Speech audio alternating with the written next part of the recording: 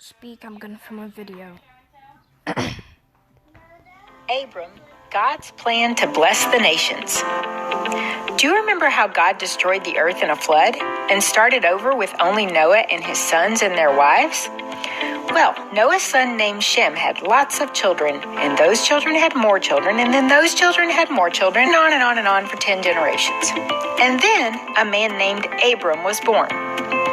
One day when Abram was an older man, the Lord said to him, "Abram, I want you to get out of here. Leave your home, leave the people you have called family, leave your dad's house, then go to a land that I will show you.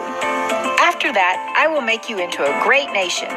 When people hear your name, they will think, 'Now there is a man who is blessed by God.' I will bless those who bless you, and I will curse those who curse you. And not only that, I also have a plan to bless all the nations on earth through you."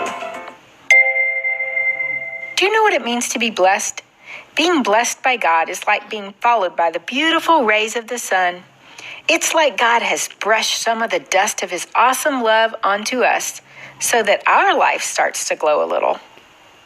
God was always thinking ahead to his big plan. A people, a bride for his son.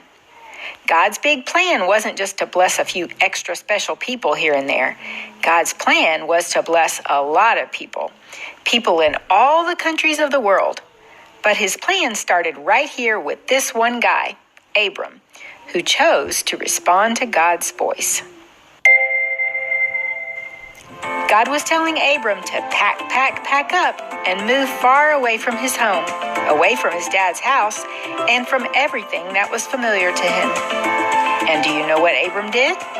He took his wife, his nephew Lot, and his servants, and he packed up all his stuff and left. He didn't even know where he was going, but he trusted God to lead him one step at a time and get him wherever God wanted him to be. Abram walked and walked to get to the new land God was giving him. When he reached this land God had promised, called Canaan, the Lord appeared to Abram and said, "Here it is. This is the land I will give your children and all the children after them." So Abram stopped and built an altar there to worship God. So there Abram was, standing on the land God had promised would be his. But as Abram looked around, he noticed something that some people might call a problem. There were still lots of other people living in this land of Canaan. And at this point, God wasn't making those people leave. Abram had packed up and left his old house and all the familiar people and places around him. And now, he didn't have a house or a piece of land to call his or to call home. He was a stranger in a strange and foreign land. But God was blessing Abram, just as he had promised. Wherever Abram went, he was getting more and more animals and herds and tents. But being traveling shepherds with more animals and herds and tents meant it got crowded at times. Lot's herdsmen started to fight with Abram's herdsmen because there wasn't enough land and water for both of their flocks and herds. This fighting was not okay with Abram. So Abram told Lot, "Pick whatever land you want, and I'll take whatever's left over. If you pick the land in the east, then I'll take west. Or if you take west, then I'll take east." So Lot looked around and saw that one direction looked like a beautiful garden. So he picked that very best land for himself and left. But Abram didn't mind. He wasn't going to be greedy about the land God had given him. After Lot left, God said to Abram, "Hey, Abram, now I want you to look in every direction, to the north, south, east, and west. I'm going to give you and your children all the land that you see. It will all be yours forever. You are going to have so many children that they'll be like all the sand on the seashore." Have you ever tried to count sand on the seashore? It's a whole bunch. "Now get up and walk around the land I will give to you," God told him. So Abram pulled up his tent pegs, packed up, and moved again. What if God told you to pack up your stuff and move to a surprise place? Maybe you'd pack a sleeping bag and tent and start walking.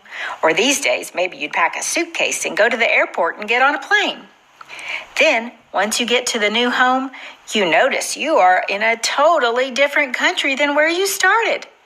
You don't know any of the people. Maybe you eat different foods than they do.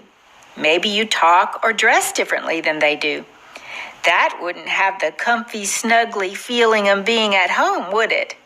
That can make you feel like a stranger, a foreigner. But Abram didn't miss that old home or old country he'd left. If he had, God would have given him the chance to go back to it. But he wasn't really looking for a comfy house or a big piece of land. Instead, Abram was longing for a better home and a better country, a heavenly one. Abram was looking forward to a city with strong, solid rock foundations.